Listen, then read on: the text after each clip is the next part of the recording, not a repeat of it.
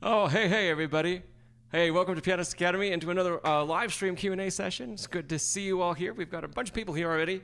I see Haydar has said hello. Hey, Haydar from Baghdad. Great to see you again, Haydar. Bunny Hollow is here. Awesome. And Sir Wolseley. Hey, awesome. We've got a lot of friends. Good to see everybody. So we have, I actually posted this over on Facebook, and I got a couple questions overnight last night that I'm going to tackle right away. So we're going to jump into that in a second. But first, I actually wanted to just say this week and next week, I feel I'm super excited about what's coming out on the channel. I haven't done a new extended masterclass on a piece of music since Christmas time. So it's been, almost 3 months. And, Bernadette's here. Hey, Bernadette. Awesome. And so tomorrow, stay tuned. Tomorrow morning my time, and Mountain Time in the USA, I'm releasing a performance of Debussy's Clair de Lune, and then probably, fingers crossed, if it gets edited by Saturday, I'll release a masterclass portion for YouTube on that piece. So stick around for those two things. And Bachward's fellow is here also. Happy Wednesday, he says. Hey, I haven't seen you on a live stream in a while, Bachward's fellow. It's good to see you. So that's the really exciting stuff. So stick around for that, or stay tuned for that, right? And we'll go from there. So thanks, Bunny. So I wanted to, feel free while I dive into a question that I've had that I got overnight last night. Feel free to drop anything that you're working on in the chat, and if you haven't said hello, say hello. And if you haven't given the video a like yet, press that like button. I'm sure it'll be a good stream. So Wolseley says, bit too hard for me right now, but you'll come back to it. Awesome, great. Well, it'll always be there for you, and you can just enjoy listening to the performance that comes out tomorrow morning. So I had a question on Facebook from John, and John didn't know if he was going to be able to be here today because 10 o'clock Mountain Time, where I am, is 1 a.m. in the morning where he is. But I wanted to tackle this question for him right away. And so let me pull up actually some music. Here we go. So John had a really specific question that's could be super helpful, I think, for everybody. It's something that we've talked about a bit in the past, but we're going to dive into that more. Hey, Jose is here. Bunny, let's see. Want to work on Bring Him Home? I'll jump into that next. Definitely. Okay, so John's question is about overall reading music and kind of a combination of analysis, like harmonic analysis, and becoming a better sight reader. And so we're going to take a look at a few measures in particular of a piece he's working on. So if you are a beginner, let's say like an early intermediate even, beginner to early intermediate, the selection that John sent over to me via Facebook is a piece toward the end of Alfred's adult all-in-one series of books, level 2. So it's toward the end so it's almost level 3 in the adult series, but yeah, let's take a look at it. I'll throw it up on the screen. Okay, it is the second page. Actually, tell me, do you recognize the melody? Let me play a little bit of it for you.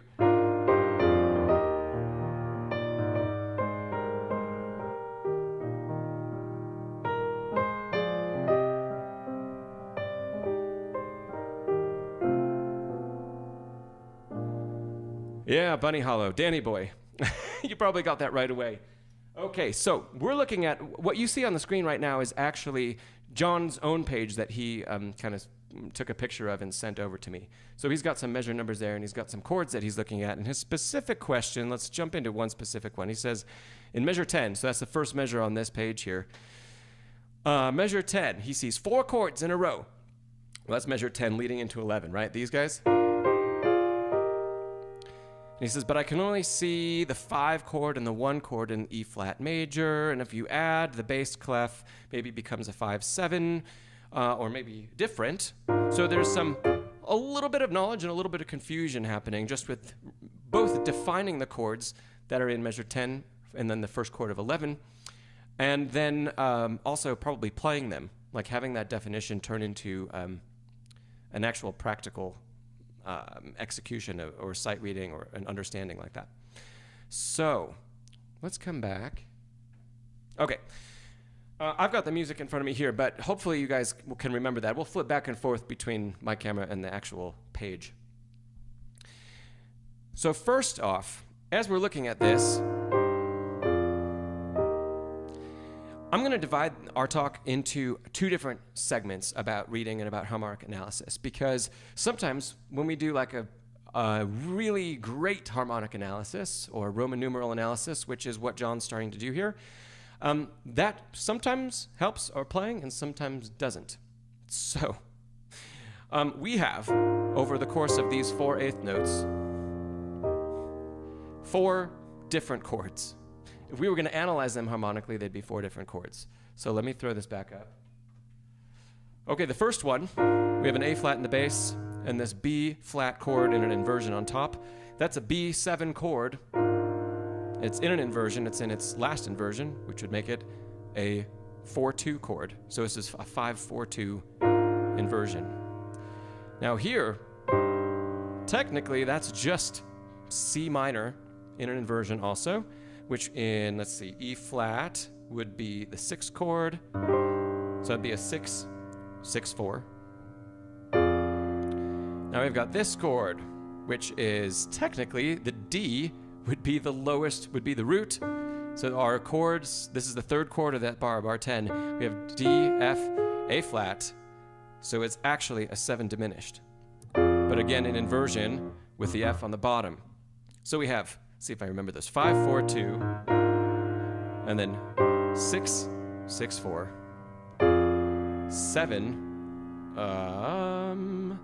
7 diminished 6, leading into 1.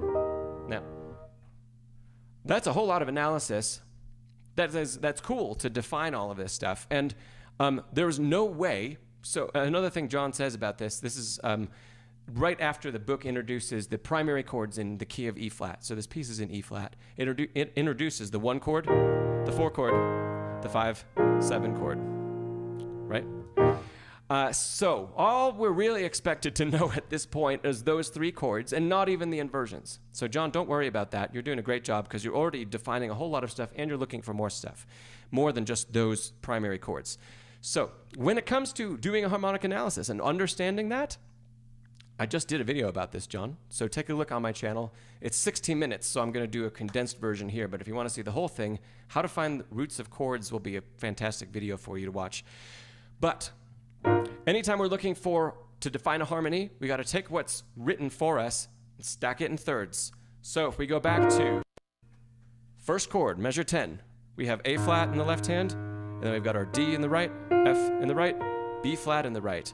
There's only one way this chord can be stacked in thirds, and that is if the B flat is on the bottom, the D is in the middle, the F is the next note in the middle, and then A is on top. So actually, let me show you. From this direction, here's our actual, I'll play it up in octaves so you can see here.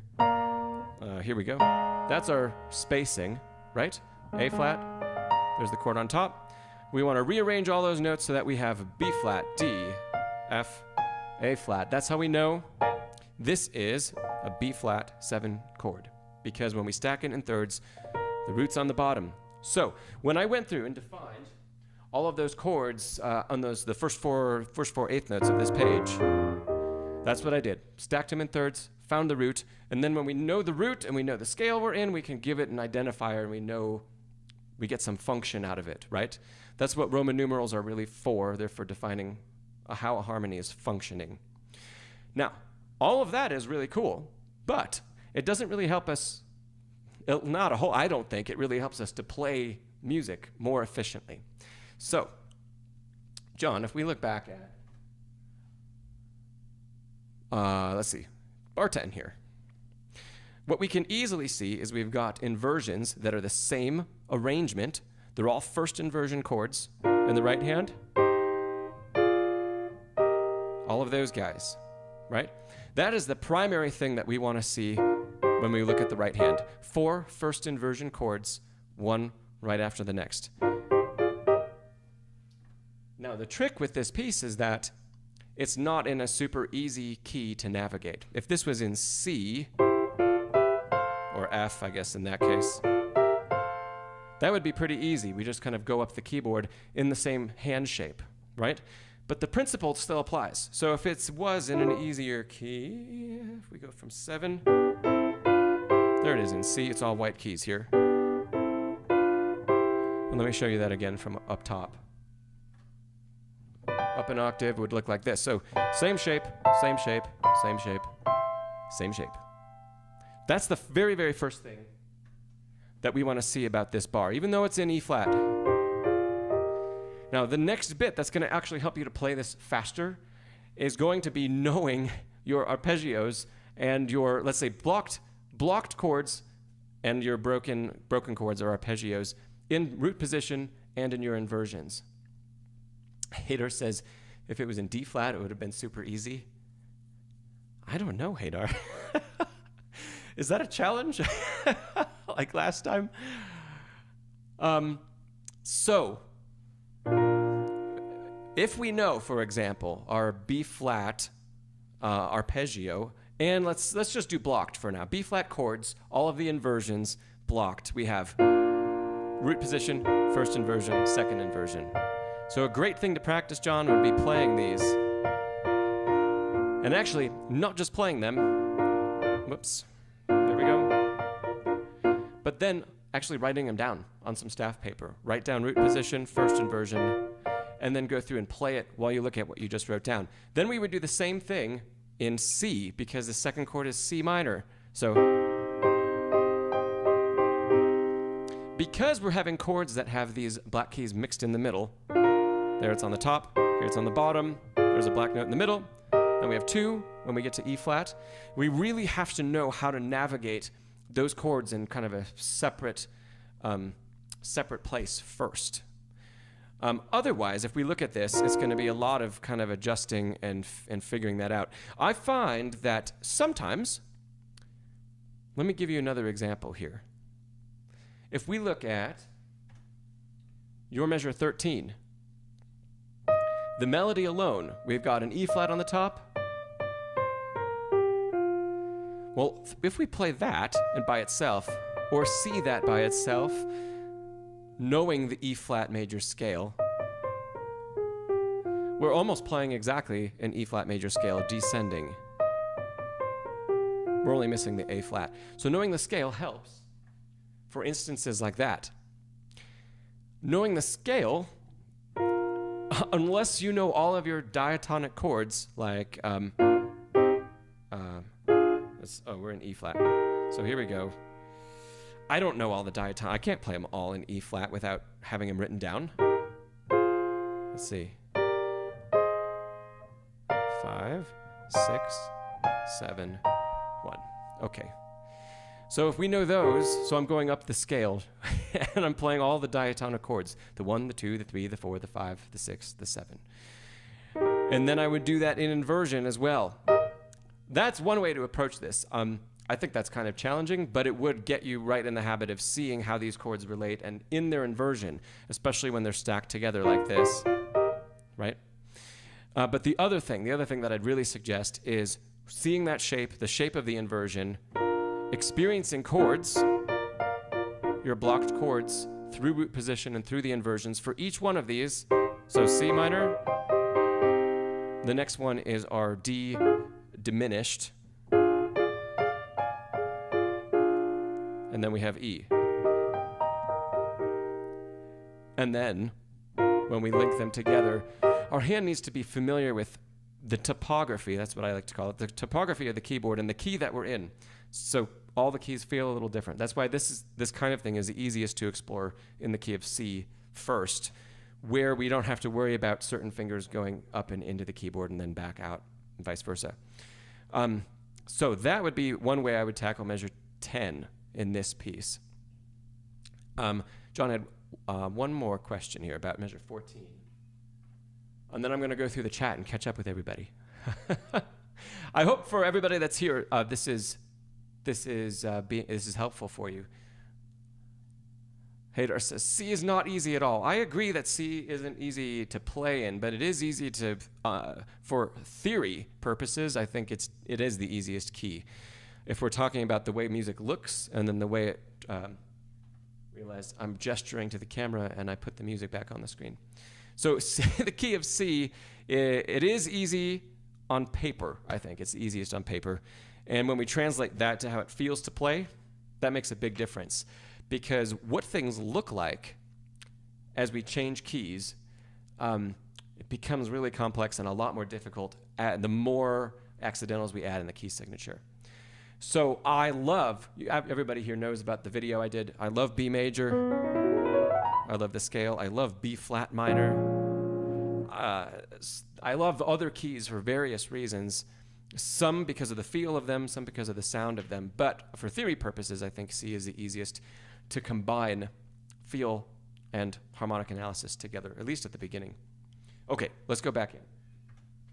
So measure 14, John's second part of this question was, okay, that one's 14, on the word snow. He sees 4 chords in E flat, which could, he says, possibly be the 2, the 5, the 1, and the 5/7. And if you include bass clef, they might change. So again, we're doing a little bit of harmonic analysis here. If I play this from Snow, measure 14, bass moves, we get this resolution, well, somewhat of a resolution. And then we have a couple more chords. So let's go through this one at a time. On the word snow, beat 1. This is just plain and simple an F chord. Harmonically, this is a very complex chord to introduce at this point in your journey on music, but this is a secondary dominant chord. So what we're getting is the 5, because F is the root, so we know that, I think, right? But it's not the 2 chord because it's major, and 2 in E flat would be F minor. So when it's major, it becomes the dominant chord of B flat, and B flat is the 5 chord in E flat. So it's the 5 of 5, but in second inversion. The B doesn't make a whole lot of harmonic sense, so we're just going to call that a passing tone.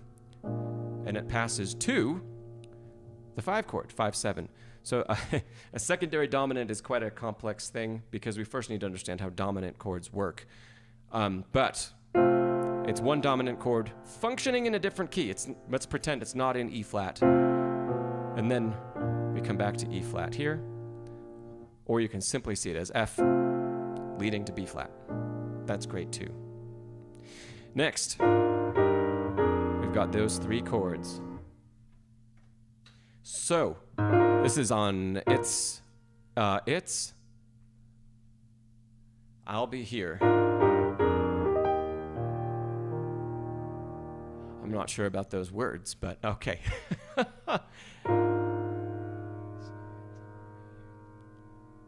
Okay, anyway, I'm going to leave the words alone for a second. And if we look at this bar, we're starting with A flat in the bass. Simply see the bass line as A flat, descending to G, descending stepwise. That follows a scale completely. So if we see that following a scale, beautiful. We've identified all those notes as functioning in one particular way. We could even go back a beat to the B flat and say the B flat is starting us off with this motion. We go straight down the scale from 5 to 4 to 3 to 2 to 1 on the next bar. Now these chords, I would again look for similarities and look for things that we recognize. Jose says, I just play with no idea of what's going on harmonically. That can work. Oops, wrong camera there. That can work sometimes, Jose. It can actually work for a long time, but it's neat to understand. So, John, on these last 3 chords here, what I see are the top note of each chord stays the same. We change fingers, yes, before going to the next bar, but the top note is consistent. If we can see that and say, great, that just stays exactly where it's put. Now, can we add the bottom note to this? The thumb is just moving stepwise. Then when we add the middle note, we can, if we've done our good practice, knowing our inversions, blocked and broken and all that, we can see this is first inversion. First inversion feels like this. And then we have root position with thumb on a black key. and then we've got a 5-7 chord in pretty common position, right? But notice how throughout this whole thing, I'm not defining that this is a 5-4-2 chord, and this is a 1-6, and this is a 5-4-3. I'm not thinking about any of that. I'm just saying stepwise bass motion, and then consistent with our leap into the next bar.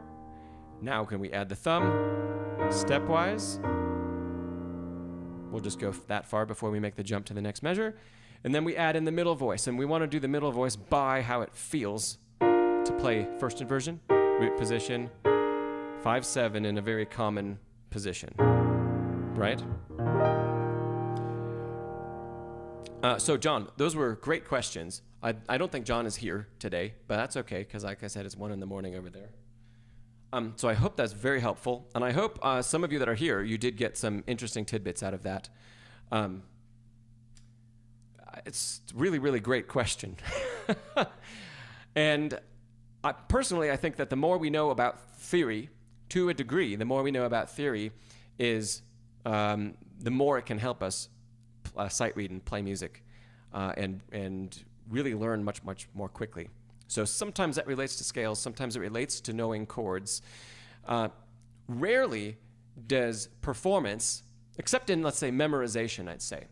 Memorization, knowing function of your harmony, really helps, I think. It's been a lifesaver for me, especially playing sonatas and stuff like that, where I like, okay, I played the Liszt sonata in grad school, and by the time you come back and you have some of the themes repeat again, and they're in new keys, and they're in new keys, and new keys, sometimes having all of that in muscle memory for 30 minutes it's just not very safe. So if we do know harmonically, okay, I'm in X key, I'm in D, but this time in D major I'm playing the 6th chord and the 4 chord and et cetera, et cetera. And then when we know the change and we know it's the same arrangement of harmony in a row, that can be really helpful for memorizing. But I find that diving that deep is something that you just can't think about all of that while you're sight reading or reading notes, right? So we try to find things that are digestible and that we can practice, or that we do or should practice in our other technical exercises. And I think I'm going to read a Bachward's Fellow comment here. He says, definitely practicing scales, arpeggios, chords, even Hanon in every key is very helpful, especially practicing them in the same key as the piece you're studying. Yeah, I've had a feeling, I hadn't read the whole thing yet, but I had a feeling that was going to lead right into or be a part of what I just said there. So a Bachward's Fellow is totally correct. That's why all of my private students know that whenever we start a piece, we play the scale and the arpeggio that the piece is in. I'm not a massive fan of Hanon, so I don't ever prescribe that. But if it's done correctly and healthily, that is another great place to do stuff. You know, so Hanon number 1 in E flat.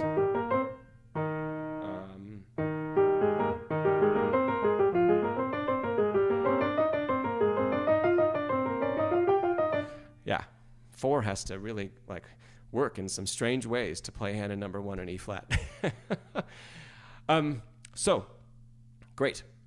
I hope that was helpful to some of you, and I hope John has a chance to see this and chime in. So let me go back through the chat and see where we are. I know we've had some people come and go since we started here.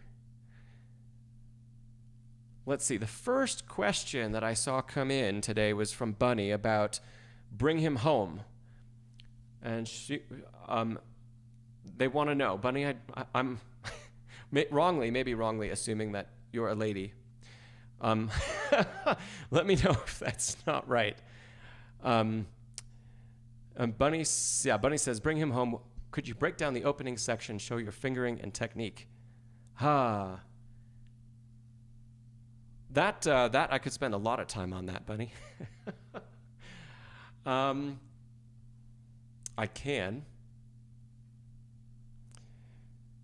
It would take me a second to actually find the music to show on the computer, but it's definitely on there. Let me see if there are any quicker questions that I can answer, Bunny, and then I'll come back to that one. Oh, yep, Becky. Awesome. Okay. I'm glad I didn't really mess that up. Bernadette says, I've recently discovered Einaudi and you're enthralled. That's cool. People, I think, either love Einaudi or they really don't. I love his music. It's harmonically, let me say this. Harmonically, it's very simple, but musically, I find it very engaging, and especially compositionally, that so much, it can be so meaningful with so little going on. It's pretty cool music. Let's see, so we've got Sir Wolseley, listen to Brahms, Intermezzo, number 1, Opus 17, number 1, fell in love with it, started reading it for fun, so that it's level 8. You know what, Sir Wolseley, if you feel like it works for you, then go for it. I know that Hadar was doing a little bit of work on Un Suspiro, which would be like probably diploma level or something like that. So, no, if you feel like you want to tackle that, intermezzos, the only thing to be careful of with Brahms is a lot of Brahms leaves the hand really spaced out, stretched out like this. So just be sure that if you're going through a lot of Brahms or playing it over a long period of time, that you let you take a break. Take a break every 5 minutes or 10 minutes. And make sure that we're not staying stretched out on big octaves or big chords as we go through it, and that we're not holding that tension. Even into like undergrad programs and beyond even, Brahms has a habit of being a composer that injures more pianists than any other composer that I've seen. And it's because of that reason, because of how stretched out things stay throughout the piece. That's also what makes it beautiful. So I would say go for it, Sir Wolseley.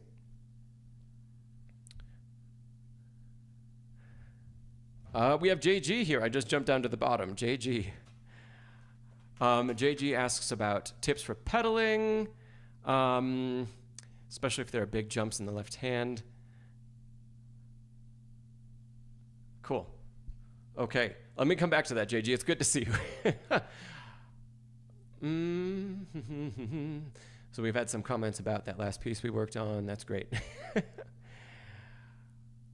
And Sir Wolseley says, I'm actually really interested in theory, but first I want to focus on learning how to play. I think that's fine to break those into two segments.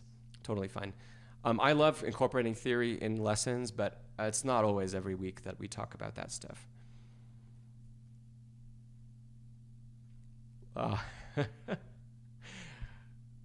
Let's see. So,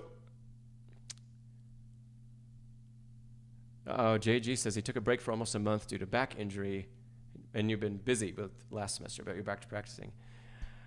Oh, cool. Okay. Well, I hope that you're doing better, JG. Smooth pedaling tips. So, Bunny, if you don't mind, I'm going to jump in on that first because it's going to take me a lot less time to talk about that than pulling up Bring Him Home and going kind of in depth about that. But I'll see if we can come back to that because I love the piece and it's a cool thing. In the meantime, Bunny, how long have you been playing and what other rep have you played? I'd love to know that because that might help structure some tidbits for you. Okay.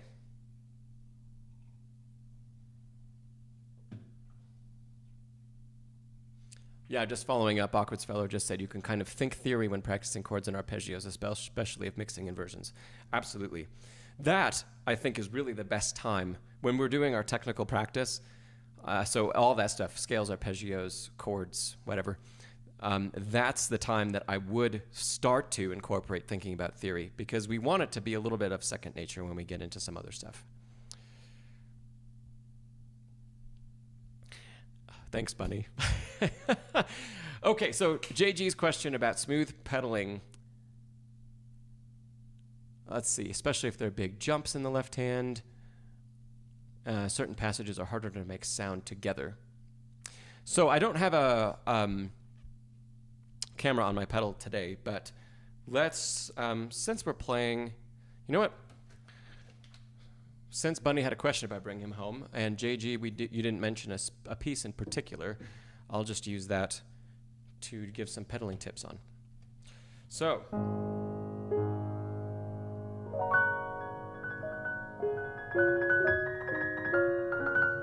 first thing, JG,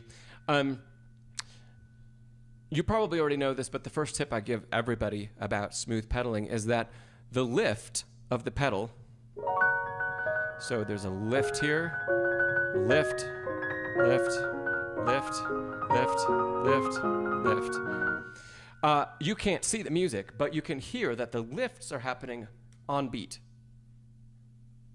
And so, tell me if you're already doing this, JG, and you probably already are. I haven't seen you play on a video in a long time, but we always lift on the beat, or at least I'd say 99% of the time the pedal lift happens on the beat, not before the beat, right? And then we need to have just enough finger legato and just enough enough communication between the mind and the foot and the hand that we hold. Let's say we're pedal, I have to hold until the pedal comes back down.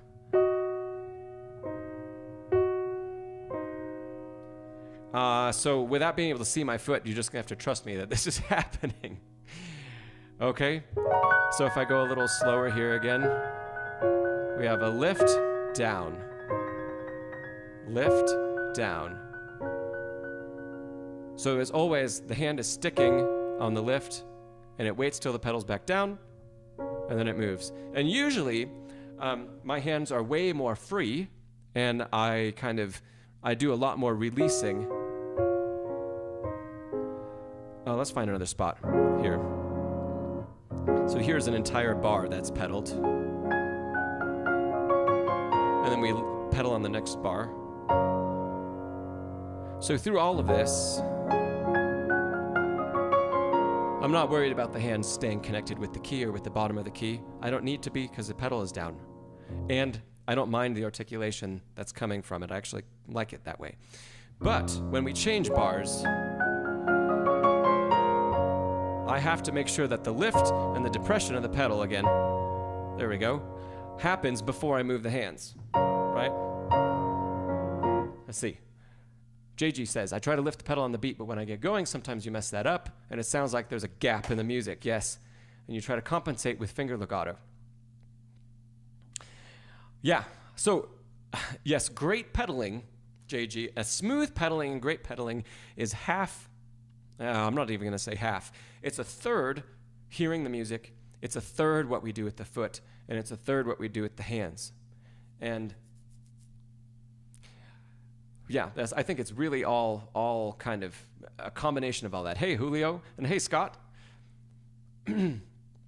Just quickly for Jose here. Yes, Jose, I will be going through more hand and Faber stuff. I just had a couple of things that I'm really excited about and want to get through and release for everybody. But yeah, I will be going back to that.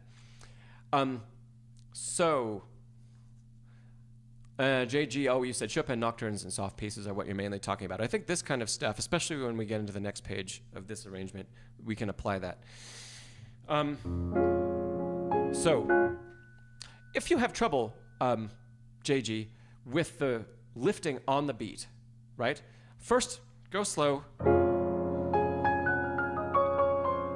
and really focus on just that point, because we don't want to program in with our foot really aggressive movements. And that can be something that starts to happen if we get nervous about it, or if we get anxious about, or we hear that the pedal shifted to the wrong place, and then we start to move the foot really, really quickly. That's going to lead into my second point, actually. Because, JG, what kind of piano do you practice on? So I know a couple people here, like Sir Wolseley just got a new upright. Drop in the comments what you practice on. Drop in the chat, because I'd love to hear from everybody, and that'll also help me kind of know exactly what we're talking about. But when we have an acoustic piano in particular, the harder we lift the pedal, or the more aggressively we lift the pedal, I don't like doing that because it kind of throws the pedal out of regulation sometimes. But listen for the thud, if you can hear that. Right, so when we lift really aggressively, that thud happens, and the thud is the dropping of the dampers really hard onto the strings. So we never want to do that, and sometimes when we kind of lose track of the pedal, or it becomes less less what our ears want, and we become aware of that, and then we try to catch up with it. That can lead to really aggressive pedal movements, right? Oh, thanks for everybody. And Jane, hi Jane. So we've got a whole variety of stuff here. JG says Yamaha upright. We've got a Yamaha DGX, and a dream of a concert, a Steinway concert grand. That's, you know, that would be nice. I'd love that too. Jane's got a Roland. Yes, so great. Most of the time, Jackie's here, Kawai Baby Grand. Hey, I have a Kawai Baby Grand also. So on a digital piano, the samples have been taken with, you know, a nice pedal release. So even if you lift really aggressively on a digital piano, it's not going to give you that thud that you hear on an acoustic, whether it's a grand or an upright. So smoother pedal starts with that as well. The release of the pedal, if I release, it's almost just as soft, or it should be just as soft as the depression of the pedal. So I don't even know if this is going to come through today, but if I'm really quiet, can you hear the swish when I depress the pedal? And then can you hear the little bit of a swish-like sound when I release it? And depress? And release? So that's how quietly we want the pedal to work while we're playing. I don't even know if that came across on the recording because it's very quiet. So when we release, that's so JG, this is another place where we combine the finger legato that you're talking about with the foot. And why it's really important, every time we have a pedal change, let's just take some time and dive into exactly what that feels like to do it well. Because it's going to take time for the foot. Let's see if we come from back here and we change. It's going to take time for the foot to release cleanly and come back down cleanly. Let me show you. Let me see if I just play the bass instead. So here's our chord, and if I release, depress. So if I go back here, release, depress. That might speed up a little bit as we get into playing something and the tempo has to move, right? But when we have time and when we practice, we really want to be able to be making sure that we practice a gentle or a soft release and a soft depression of the pedal, right?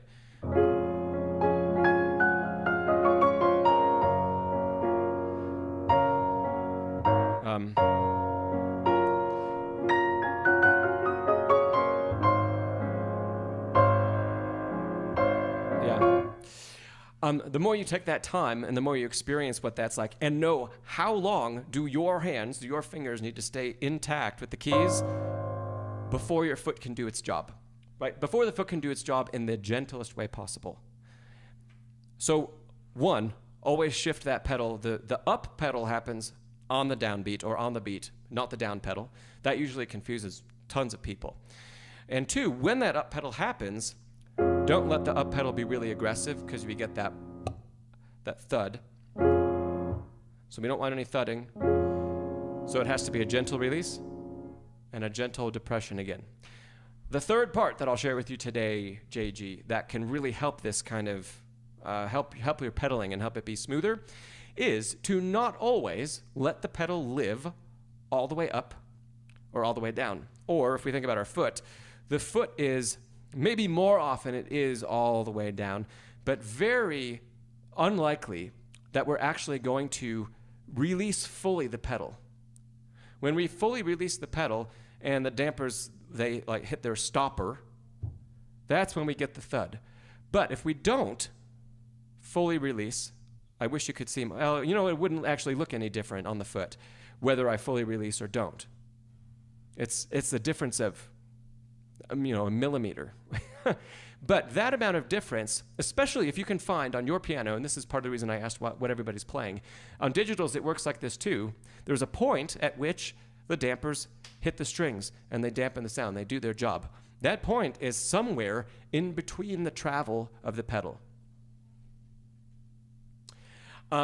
So when the foot is all the way down, yes, we have plenty of room in the piano for the strings to vibrate. So they can vibrate easily. Now I'm going to start lifting the pedal.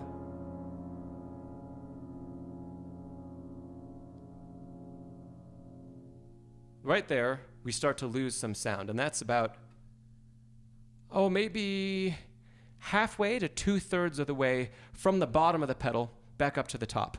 Now, every piano is going to be regulated differently, and every piano is going to have a different amount of travel before that happens. On some pianos, it'll be right at the bottom, and as soon as you start to lift the pedal, we'll hear that kind of thing. It won't be halfway up the travel of the actual pedal itself. But find out where that is on your piano. That's also a really great thing if you're playing on another instrument somewhere. That's one of the first things I always look at. I even actually look, no matter, even if it's a concert piano and it's in super great shape, it's always going to feel different. And the travel of the pedal is always going to be a different amount. And where the dampers contact the strings is always going to be in a different place. So I actually, before I touch the keys on a new instrument that I've played, if I can see inside, so if it's a grand or a concert grand, I put the pedal down, I feel the resistance, and I watch the travel of the dampers inside the piano. And I see where all of that is happening. And I look for, how much room do I have before the strings come in contact again? Jackie has a great question. Would your footwear make a difference? Yes. Yes. Let me come back to that in a second. I just want to go through JG's and Bachward's Fellows' comments here. JG says, one thing I haven't had to deal with is the thud. Even when I pedal abruptly, you've managed to get it where there's no bang. Great. Wonderful. The pedal on a piano reminds you of the trigger of a gun. That must be really, it's like a feather. Or maybe the piano that you have, the pedal goes down really easily. Yes, so a Bachward's Fellow, you were just agreeing with me. Awesome. So JG says, you wear slippers barefoot is hard to pedal. And then Bunny, you're talking about what we're playing. Well, the one measure of Bring Him Home I'm playing. Okay, so footwear. Let's talk about footwear for a second. Bare feet can be really uncomfortable to play the pedal. Pedals, they're usually metal. They can be really cold on our feet, and that's never nice. Depending on a lot of reasons, you might have like physical reasons that you don't want that kind of pressure on a tiny part of your foot, or with some kind of covering. Now, so I know some people that have like neuropathy or some other conditions that they can't actually feel the pedal. They can't feel the bottom of their foot at all. And in those cases, they usually wear big clunky sneakers, and it's very difficult to do the stuff I'm talking about because they don't have feeling down there to inform them of what's going on.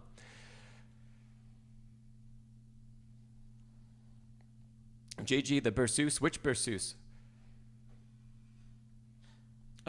So footwear, I always when I'm home, I play in socks. It's without a doubt I play in socks when I'm at home because it eliminates that coldness of the metal, so it's more comfortable, but I have the utmost feeling of what the pedal is doing. And if my foot is in the right place, and if your feet are in the right place, we pedal on the ball of the foot. Does everybody know what that means? So it's just up the foot from where the toes connect to the rest of the foot, if we think about it that way. So we always pedal with the ball of the foot. That is a very, very stable place. It's before we reach the arch, but it's after the toes. If we pedal with the toes, we have no control. If we pedal with the arch, we can give ourselves cramps, and we also have nowhere near the range of motion that we need. Okay, Chopin's Berceuse, JG says. So always pedal with the ball of the foot. Wear the least amount of, let's say the least intrusive footwear you can, or that you're comfortable with. So, Slippers, a lot of slippers these days have rubber bottoms. Rubber bottoms are the same as what we have on sneakers and all that kind of jazz. The thicker the sole of the shoe is, and the more rubberized it is, the less feel we have through our foot for what's going on, right? I'm going to share with you a story that I normally only tell my in-person students. So I'll share this with all of you. This is gold. Okay, I was in a lesson in New York with a very famous Ukrainian pianist, Alexander Szczepanek. And we were, I actually hadn't done anything yet. I just walked in the door of the studio, the teaching studio, and he had had a whole day of teaching, and he looked down at my feet, and it was summertime, I was wearing sandals, flip-flops. And he said something like, what is it with all of you, everybody's wearing the weirdest stuff into their piano lessons, and everything you're wearing, you can't feel what the piano's doing. So everybody wearing sneakers or flip-flops, you should all get rid of it. You should only you should only play in bare feet, or wear socks, or wear shoes that have the thinnest, hardest sole possible. Because otherwise we can't feel what's going on. Now, in a performance, obviously we have to have shoes on, unless, I don't know of anybody yet. Maybe you, Jill, start doing that. I don't know anybody yet that plays the piano in bare feet on stage or in socks only. I'm trying to think if I've ever done that. I may have done that once. I do it in recording sessions all the time, definitely. But in public, we have to have footwear on. So I was just talking with one of my in-person students about this. When it comes to picking out shoes to wear, whether it's performance or what you're going to practice in, pick out something that doesn't have a lot of squish in the bottom. Something that you probably wouldn't be comfortable wearing around a lot. That's going to be a great shoe or whatever it is to be at the piano with. The best thing is bare feet or socks only. Second best is going to be some kind of shoe that has a really hard surface, because we want to actually feel when we play all those vibrations. They actually travel through the pedal, and we can feel them with the bottom of our foot if we don't have a rubber sole on the bottom of it. No Beatles reference there. So the further away from that we get, the more rubber we get, the thicker it is, the harder it is to pedal, because we actually can't even feel anymore. We can't feel what the foot is doing, and we can feel a lot less of the resistance that's inside, because on an acoustic piano, you can actually feel, without even seeing, you can feel where the dampers start to contact the strings, because the resistance the pedal provides changes subtly. It changes so subtly that we can only feel that if we don't have shoes on. So if we can learn a lot that way, and then have that carry us through knowing how to do all kinds of stuff when we don't have a choice, when we have to have shoes on in a public place, in a concert hall, in a recital, in a competition, or an exam or something like that, then all of that other practice is going to help carry knowledge forward, and we're going to be able to rely on more muscle memory than we could before that.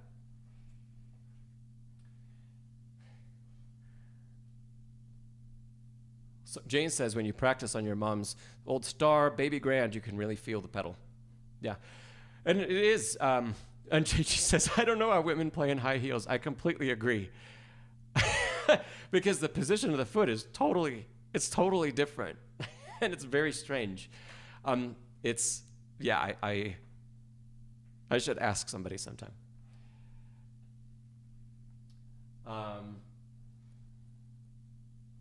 Bachward's fellow suggested, I'm just going back through the chat, maybe practicing pedal with chord, technical practice will get better focus on pedal timing without having to worry about the music. So related to what Bachward's fellow just said, something you could do, JG, is you could maybe create an exercise that's similar to like the first Chopin etude, but not as complicated. So let's say if we're just in C, we're just going to play simple arpeggio, not the arpeggio spread by a tenth. And then can we just go through a normal cadence pattern? So 1, 4, 5, 7, and and 1. So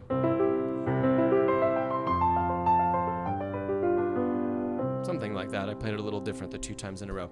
But you can structure that however you want to. Then we're going through some iterations of arpeggios, which is great. We're seeing harmony in the process. And C is easy, but any key that you're piece that you're working in, go through it in that key as well. And then we're also getting practice really feeling where to change pedal as the right hand is moving around and keeping it smooth. Let me do that a little bit better for you.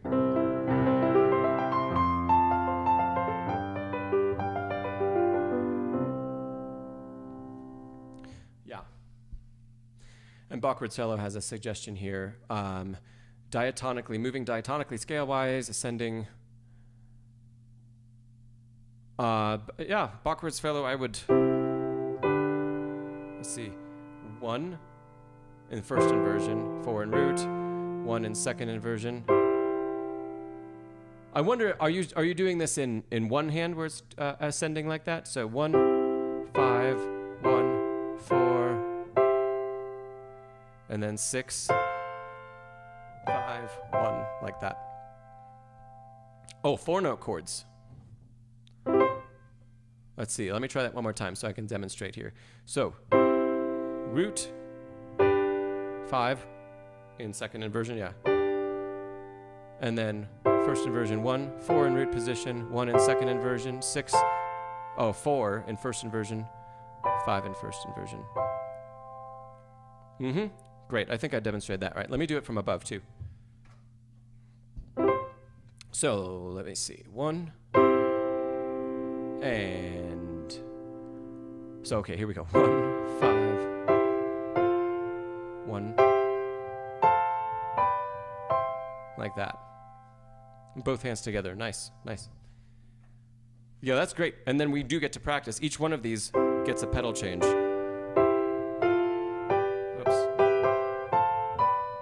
There it is. And it's a nice, yeah, that's a nice progression. I love it. I hope those were helpful. Yes.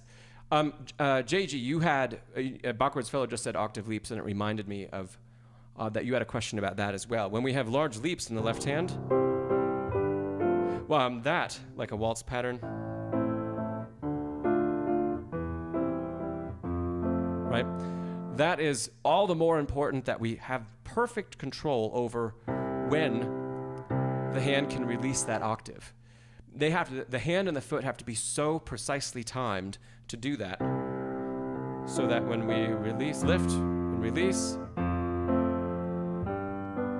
we get just an instant of time if we're going to play at tempo to make that happen. So I wouldn't practice pedaling like that until you feel like you've got really, really clean pedal happening in some more lyrical passages and some things that don't have those big leaps like that. So Julio, this is great to tie it into people with digitals. The digital sustain pedal only has on and off. It doesn't have a half pedal, right? I wonder how much of that affects other pieces since you don't have much control. So Julio, this stuff still applies because there's a point in the digital pedal as you lift where the pedal disengages, and there's a point where it engages when you put it down.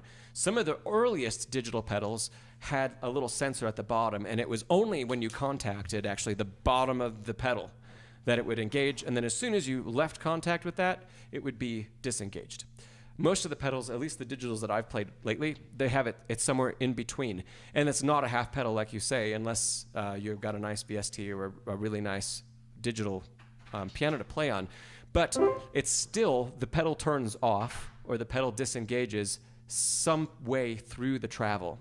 It's probably not at the very bottom, and it's probably not at the very top. So in that way, it's still similar to an acoustic piano. The downside with the digital is that we don't have that vibration traveling through the instrument, and we also don't have the change in the resistance that we can feel. But it still happens in the middle of the pedal.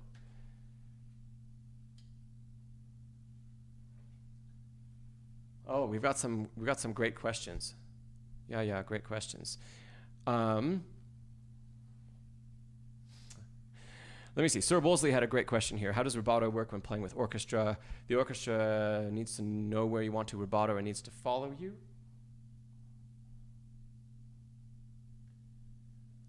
I'm trying to make sure I didn't miss anybody's question.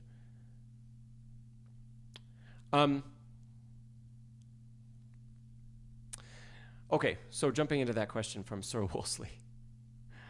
There are a couple things that happen when, let's say, if a pianist is playing with orchestra.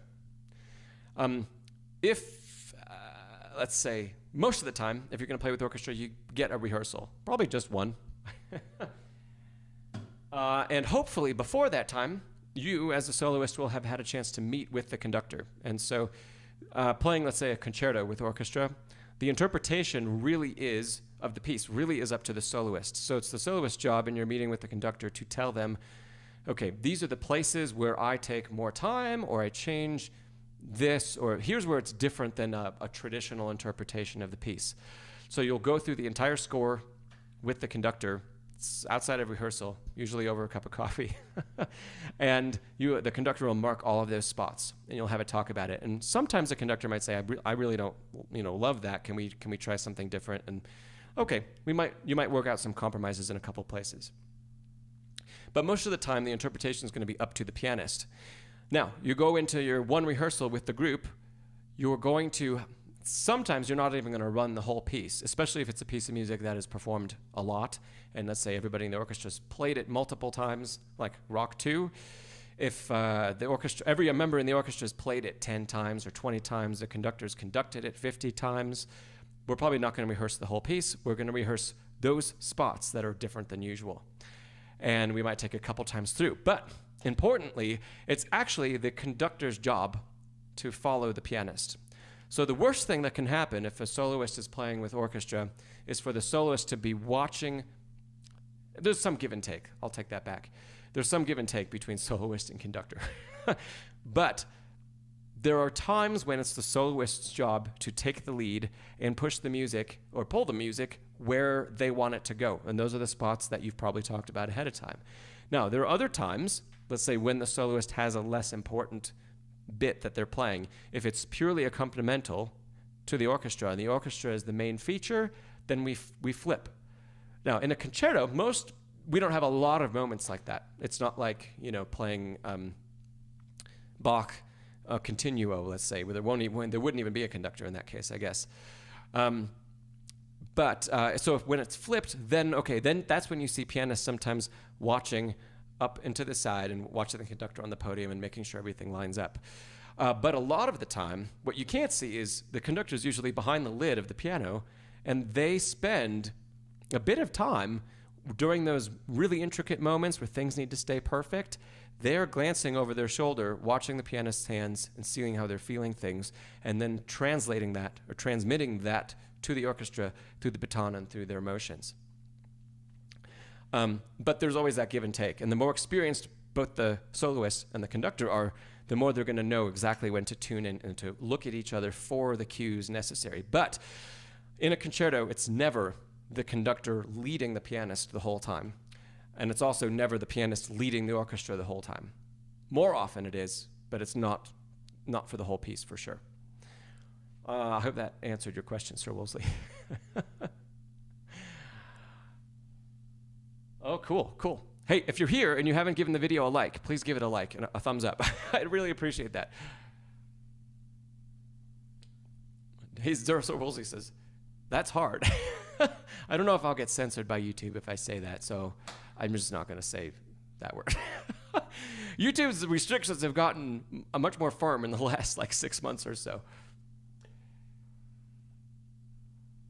Julio says, how do players in the orchestra see the conductor's gestures when they're focused on reading the score in front of them? Do they multitask? A lot of orchestral players and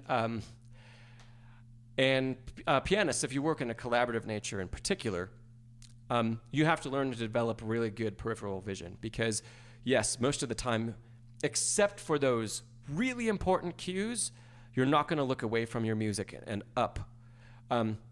That is part of the reason why the conductor is so elevated on stage, is because while you're reading your music here, in your peripheral vision, you can still see what the conductor's doing up here.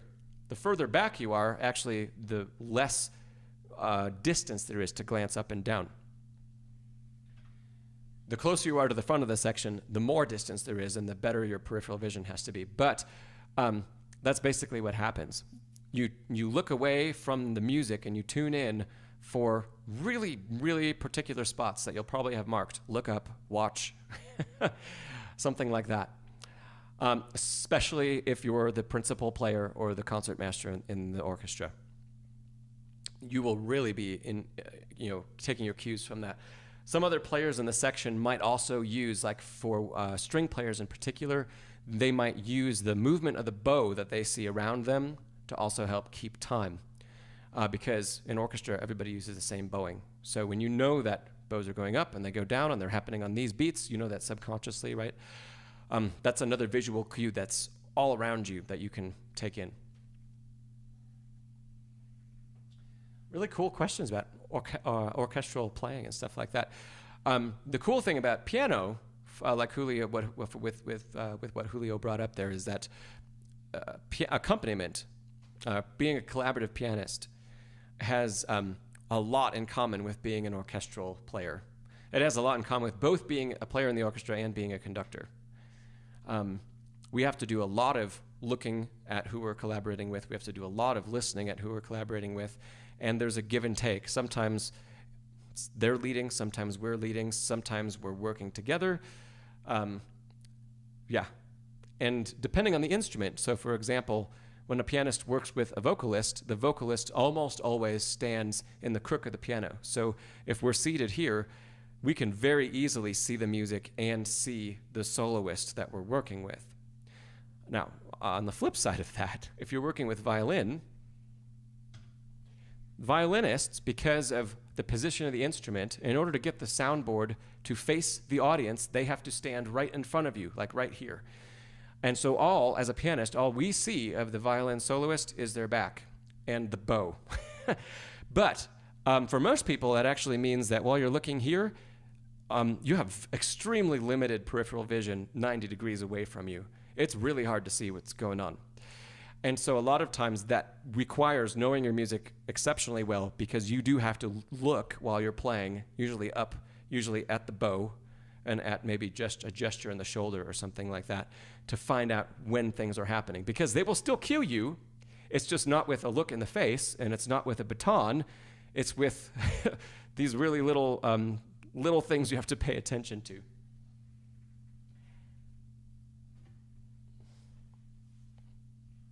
Jackie says, this is going back to the comment about high heels. She says, I just tried to play with wedge heels. Throws off your foot placement, which affects your knee, hip, back, and eventually shoulder. 1 out of 10. Yeah, I can imagine. I can't imagine, but I can imagine, if you know what I mean. I had a student here a couple days ago for a private lesson, and they had a similar question. And I mean, basically I said, you have to, how does the heel not break? Said Sir Wolseley. That's a good question too. If you're going to perform in heels or high heels, you have to practice for like days and days, maybe months, wearing them. So usually, if you walk through the practice rooms at a conservatory, at a university music school, if you see ladies in the practice room wearing heels, they probably have a recital coming up, because they'll be in like jeans and they'll have these massive heels on, and they'll be practicing the pedal for how it's going to feel when they get on stage. And they probably are starting that a month ahead of time, at least a couple weeks ahead of time, because it does change everything. But they don't practice that way all the time. Otherwise, yeah, I can't imagine. One of the violin professors at Arizona State that I worked with some of their students when I was a student there, she used to, in concerts, she would wear these extraordinarily thin, high heels, like inches tall. She was a violinist, right? And during like expressive moments, she could lean backwards onto just the heel itself and not fall over. I was always amazed that she could be off the front of the shoe and only on the heel and not come crashing down. I think it got everybody in the audience on the edge of their seat. So maybe that was on purpose. Bernadette's back. Hey, Bernadette.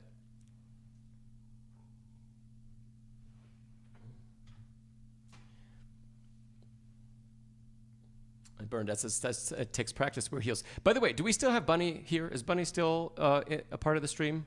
Drop it in the chat if you are, Bunny, because I'll go back. I'll pull up Bring Him Home, and I'll take a minute and talk you through that if you're still here. Oh, she says yes. Okay, so that I can just tackle some of the questions that Bunny had. Let me pull up that music, and we'll talk about that for a few minutes, because the pedal discussion's been cool. Yeah? Okay, give me a second. Oh, Jane, thank you. Thank you, Jane, for the super. I appreciate that.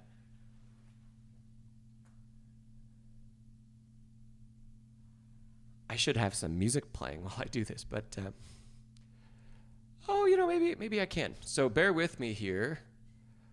I'll put on a piece of music while I pull up this other sheet music, and then so that you're not just staring at a blank screen with with no activity.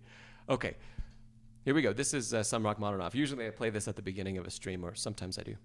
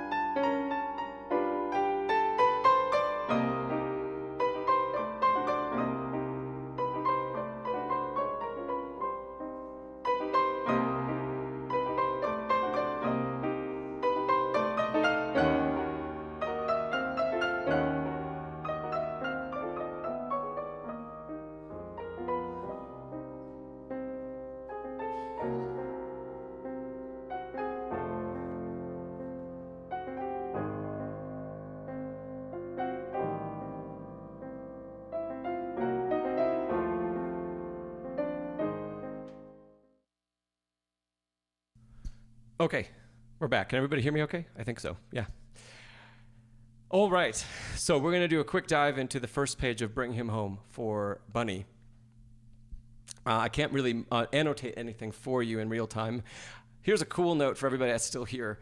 I just today, because of some of the questions I got asked, I ordered an adapter to be able to actually stream from my iPad on these live streams. So in the future, hopefully just the very next time we do this, we get together, I'll be able to have music up here and write on it and have everybody see what I'm writing as well.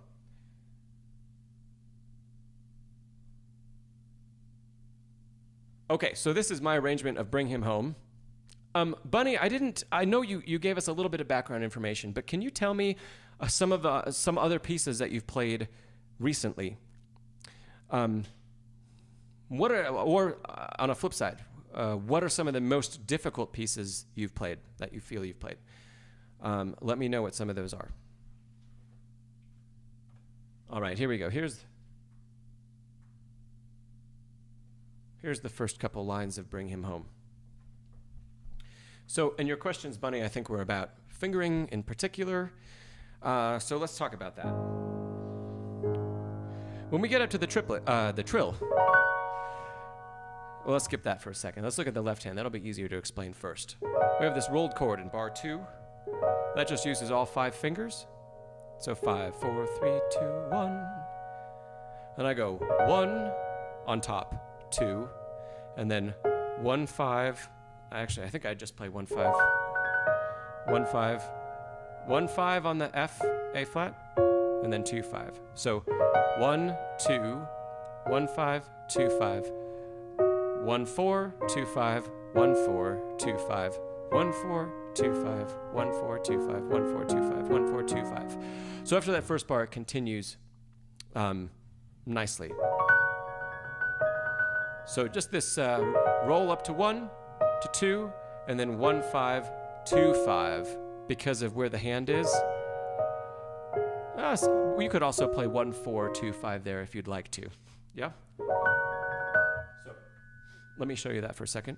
So here's 1 on the top, and then 1 4 2 5 1 4 2 5 1 5 2 5 1 4 2 5 1 4 2 so where are we? 1 4 2 5. Okay, and then we finish that. Going back to the trill now, that's on the top of this. The best way, trilling with this with 4 and 5 would just be a disaster. So I always play the chord up to 4 on top, and then switch fingers over to 3 and 2. So up to 4, then finger exchange to 3 2, and then each trill 3 2. Let's see, how do I do that one? The F that's in bar 3. There we go. The F starts with, we start the trill with thumb, because we're coming off of this A flat, B flat trill. The thumb plays the F, the first note, and then we play 3, 1, 3, 2, 3. And then it continues on 2, 3. So 1, 3, 2, 3. Then from here, so now we have 2 notes in the right hand. We have a counter melody that leads us up. Bunny says, probably Pure Imagination Over the Rainbow. Okay. I think this is definitely a notch more difficult than Pure Imagination and Over the Rainbow. So when we get to bar 1, 2, 3, 4, and we have these 2 notes to play, thumb is going to be playing the lower, the stem down in the right hand here. I think all the way up. Let me double check that. So thumb, thumb, thumb, thumb, thumb. Yes? And then we finish that chord. So in context, the E flat, Scott says, what an honor to have Alexander Sobyanek as a teacher. Yes, yes, Scott. I totally agree. Totally agree. So when we get to this, the 2 notes here, thumb on the A flat, the E flat on top, I'm playing with 2, and I'm trilling with 2 and 4. And then as we ascend, as the thumb ascends and the position of the hand gets closer, that switches from 2 4 to just 2 3. Stays 2 3, stays 2 3. So it's really a matter of shifting position. 2 4, and then 2 3, 2 3, 2 3, shift, and come down to play that last chord in measure 6. Here's another tip that it looks like you should trill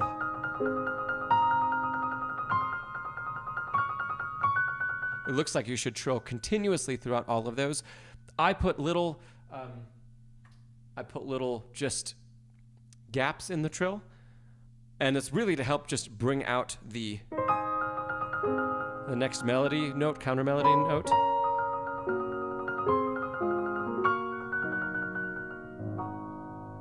So you can do the same thing. It also makes it way easier to tackle technically.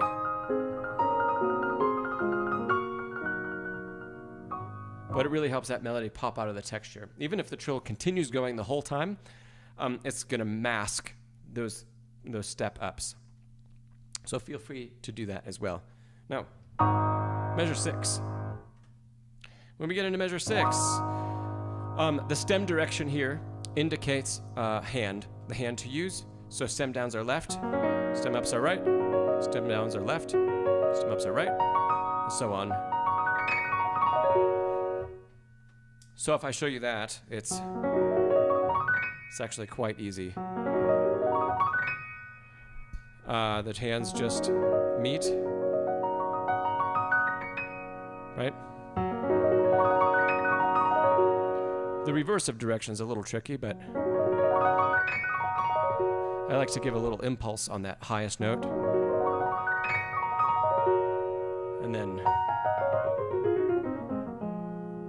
So this is the end of measure 7. We have thirds. Let's see. Right hand is playing 4, 3, 2, 1, 3, 2, 1. So 4, 3, 4, 3, 2, 1, 3, 2, 1, 4, 3, 2, 1, 3, 2, 1. Yeah, 4, 3.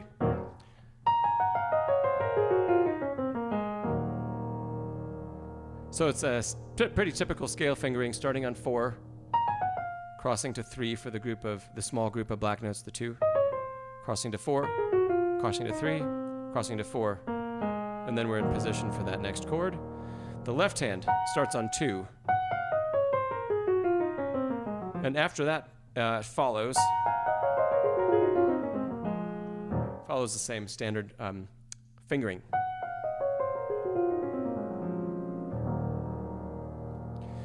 Also note, there's a molto writ, which gives you plenty of time as you descend this scale in thirds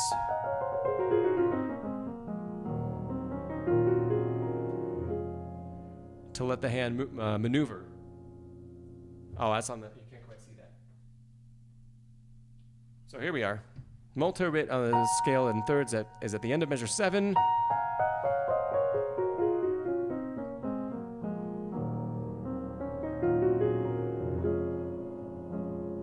So that gives us plenty of time to make these transitions.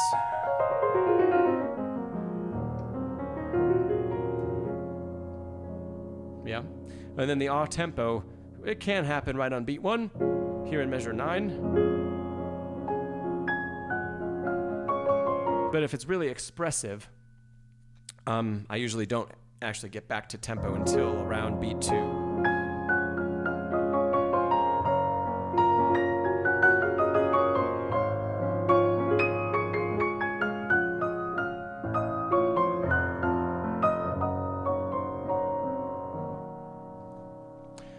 Seth, hey Seth. Seth asked, do you happen to have any students with scoliosis? I don't. I never have, actually. I've never had a student with scoliosis. Yeah, I'm sorry that I don't have any extra wisdom on that front. Is there a particular question you have about that, or about technique and dealing with that in a certain way? I can try to help.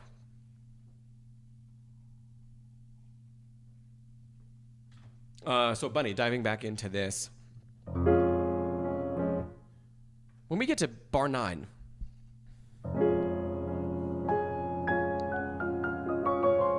all of the triplets. So let's tackle one bar at a time. I'm playing, of course, just 1 and 5 on the octave, then 2 and 4, 2, 4, 5 on this inversion. And then I transition up to 1, 2, 4, but then I immediately shift the hand. So to a more comfortable 1, 3, 5. So that looks like this.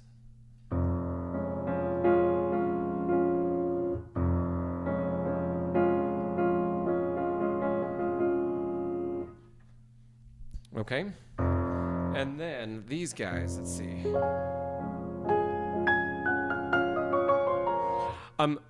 You absolutely can play all of the octaves with 1 and 5. It's so programmed into me to use 1 and 4 on black keys, but that is not necessary. Not necessary, especially if you can't reach that. If you can, I usually use 5 on the octave leap, and then go to 4 on G flat here. Let me put the music back up. And then let me get to Seth's question real quick, too. So here in bar 9, I use 1, 5, 1, 5 in the right hand, and then 4 on G flat. 5, 5, 4, 4, 4, 5, 4. When we get to the downbeat of 10, just back to 5 on top. So let me show you what that looks like.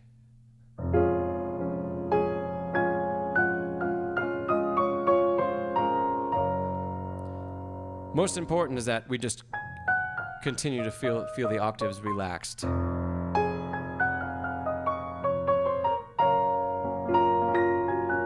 And then I follow the same rule, going forward from there into measure 10. Usually if it's a black key, not a part of the leap, it's played with 4 on top, 5 if it's a white key.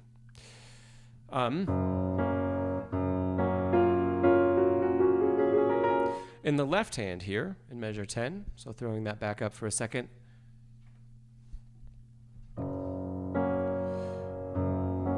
usually on this first G-flat chord that's in root position after the octave, I'll use 5, 3, and 2. So 5, 3, and 2, and that leaves 1 open to play the F on the next chord. And then just like we did in the first bar of this kind of pattern, the hand shifts to play in a more comfortable position, leaving thumb on the top. So that looks like.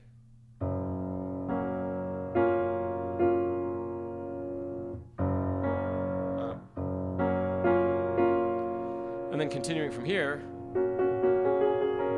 it's just the thumb that moves up.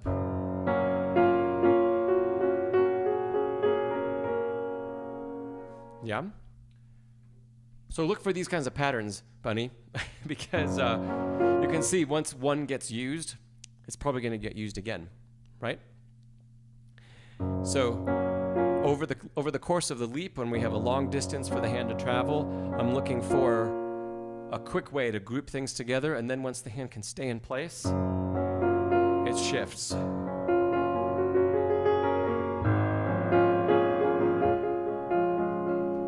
Yeah. Before we finish up this page, let me see if I can help Seth at all real quick. Seth says basically one shoulder is lower than the other, so it's hard to decide the right posture.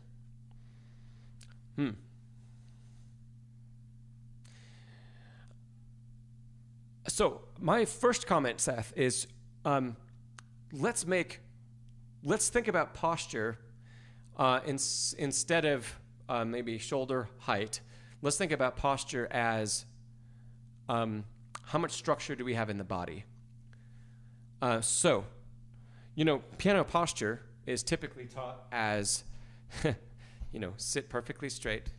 I'd have to sit back like this. Sit perfectly straight up, maybe with the slightest lean forward, and everything's, symmetrical, and that's great. But you see a lot of professional pianists, they don't sit like that when they play. Actually, most of the time, they're usually like this, or like this. So that straightness and symmetry is not necessary. Not necessary for good posture. Good posture is really about having a stable enough structure that as we maneuver and as we play, we can continue to use the body in an efficient way. So if one shoulder is lower than the other, that's going to be fine. We just want to make sure that find whatever neutral is for us. So neutral is like if you have whatever your standing posture is. So when you stand up, that's going to be a good neutral position. When we sit down, can we maintain that position? It's going to be a nice, it's going to be the best stack of vertebrae that we have, right?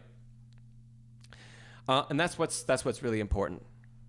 So keeping that and keeping it feeling like it's related to how we use the body in other times of the day, right?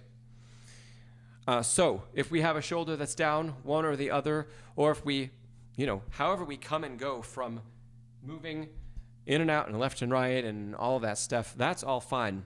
We just want to make sure, and before Jane actually deleted her message, she said a good thing. Jane said core strength. Core strength is really important. If we are engaged in the core, so abs, stuff in the middle here, we're going to have good posture. Posture also has to do with the legs too. If the legs,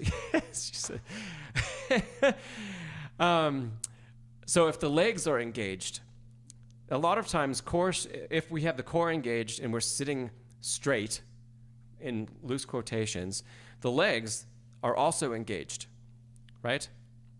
And the more advanced we get, actually, the more of the legs that get engaged. And we end up kind of almost hovering over the bench instead of sitting on the bench. But we can apply that kind of stuff right away. So if we're not just sitting and letting everything just relax here in the back and being curved. You see, I fell so far below my mic. So if we keep things in a bit better alignment vertically, and we use that, whatever that position is, and we don't do this, right? And we don't collapse going one way. So this is collapsed one way, if you can hear me. That's straight one way. But I hope that makes sense.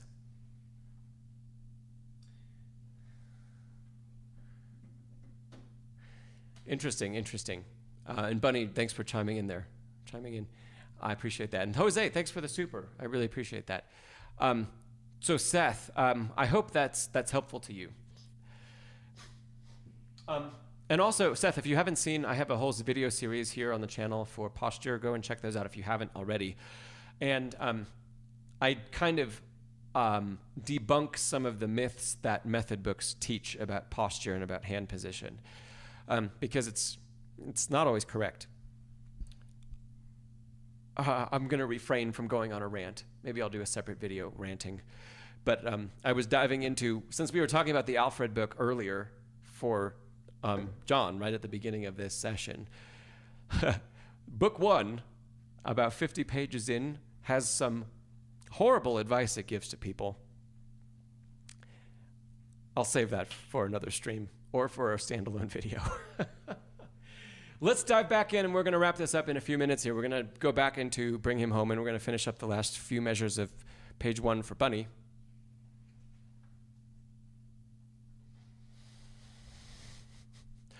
Oh, let's see. Seth says, is there a good way to know your legs and core are engaged? And Seth says, I remember the book causing me actual pain. Oh, goodness. I had to tell a new student of mine who had already worked through some of those pages to completely stop practicing what was demonstrated on a couple pages in the book. Sir Wolsey, do you mind closing the stream with some classical music? Yes, maybe. Let me see. I was going to go back to Seth's comment here real quick. Is there a good way to know your legs and core are engaged? If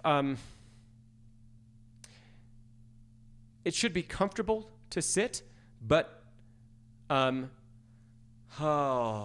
see.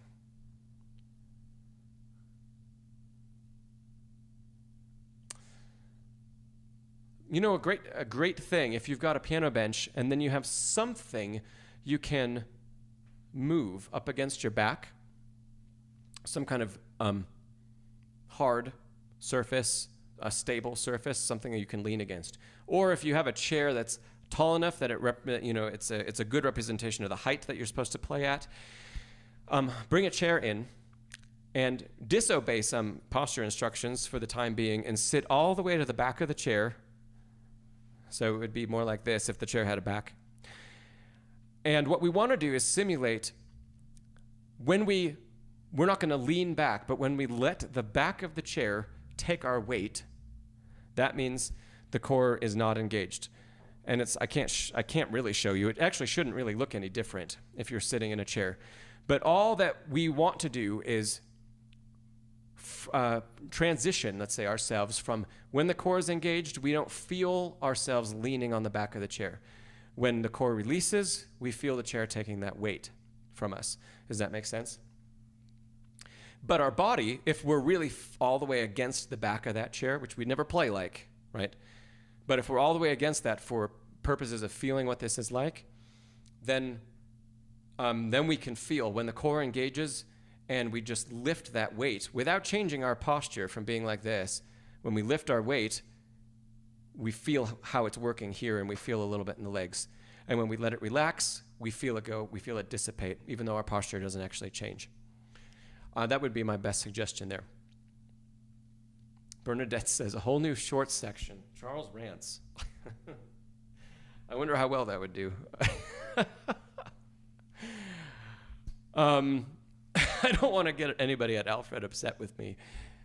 Maybe I should. I don't know. So let me close out these couple pages for Bunny of Bring Him Home and Sir Wolseley. I know Sir Wolseley's not the biggest fan of anything that's not classical music, but Sir Wolseley, I would encourage you to look for the Lisztian components of the arrangement that we're actually talking about, because the whole thing is actually written from that perspective. So even though it's a piece of musical theater, there are like little tricks that I took straight from the Liszt Sonata while I was writing this. So listen for that kind of stuff and look for it in the music too. And you might see some interesting things. Okay, diving back in, we were in measure 11, I think. Bunny. Okay, in measure 11, what the right hand has to do, right on downbeat, we have this massive chord. There's no need for you to play that. It requires extremely large hands. So if you watch here, that's a huge span, even though it's only an octave. To get 5 here and 2 here, I love writing chords like this because I like the way they sound. But for you, Bunny, if this is not possible to reach, that is just fine. You can simply omit the C that's on the bottom of this chord and play that instead. And you get like 99% of the intention. So composer's omission there, or I'm telling you it's okay to omit the first C, the lower C in bar 11. And instead of it sounding like that, it just sounds like, which is just great. Still sounds like the arrangement. So.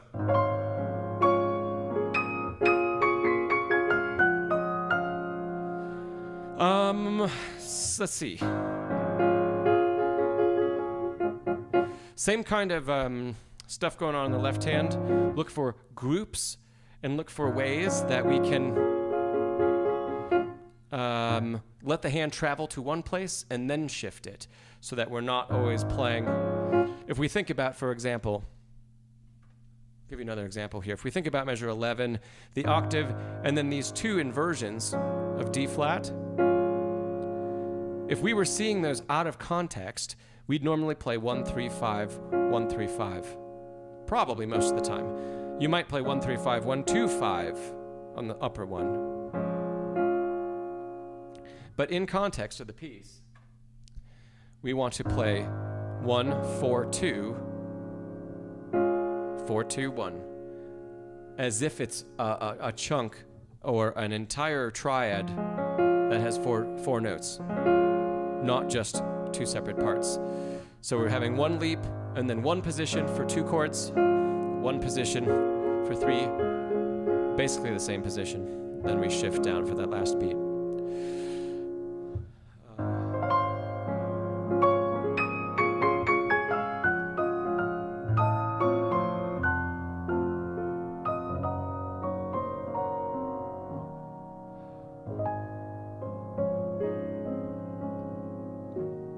I think that's going to cover it. I mean, this stuff that's in measure 12 here,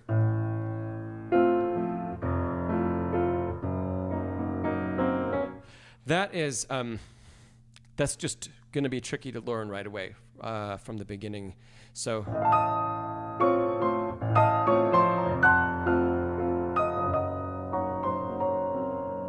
because of that leap. So take your time and really be sure that but again, on the second 2 chords of each beat, look for 1 position to be in. Structure your fingering that way. So it's only 1 leap from the bottom to the next bit, and not a leap, and a leap, and a leap, and a leap, and a leap, and a leap. We want to avoid that kind of thing. If you have trouble here in measure 12, reaching these other 2 chords that are structured the same way as measure 11, these ones that have the second on the bottom,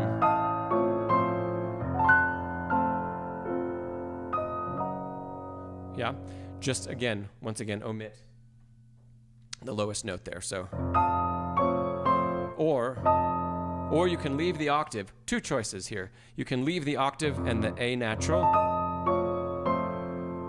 and then the octave in C, on the second beat. So that's one thing to do if you want to keep the octaves, which is nice. The other thing to do would be eliminate the lowest note.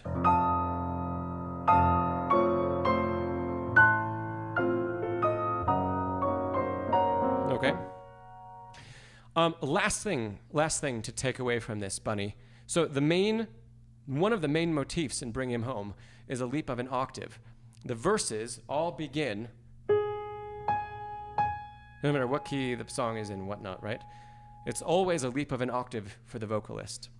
This whole first page is all original music of mine, but it is all based around the leap of an octave that happens in the melody. So in bar 1,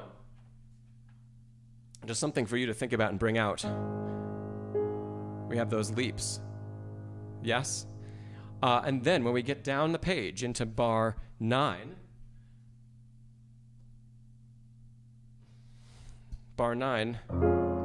here it is again. There's a leap. In bar 10, there's a leap. Bar 11 manipulates it a little bit, but it's still intended to be like a leap of an octave. Okay.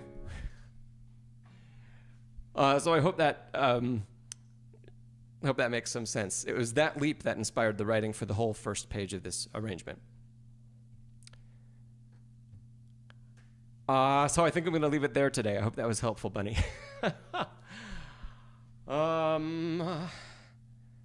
Sir Wolseley requested some classical music to end with.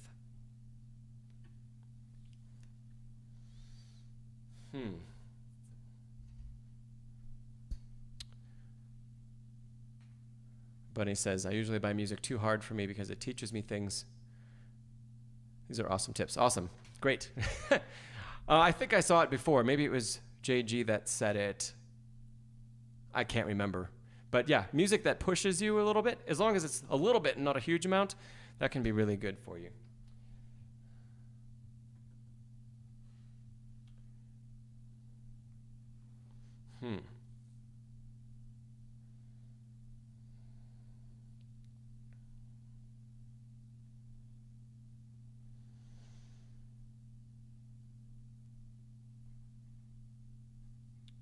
I'm looking for just something to end with.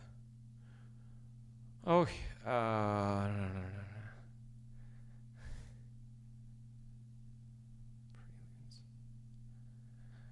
It's got to be something I can sight read, Sir Wolseley.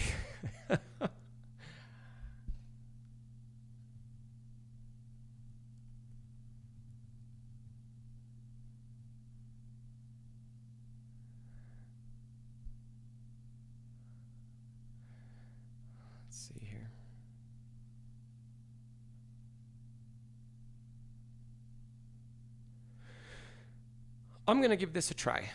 I haven't played this in years, but I think I can get through it okay. We'll see. So to close today out, I'm going to read through Debussy's prelude, The Girl with the Flaxen Hair. And we'll see how it goes.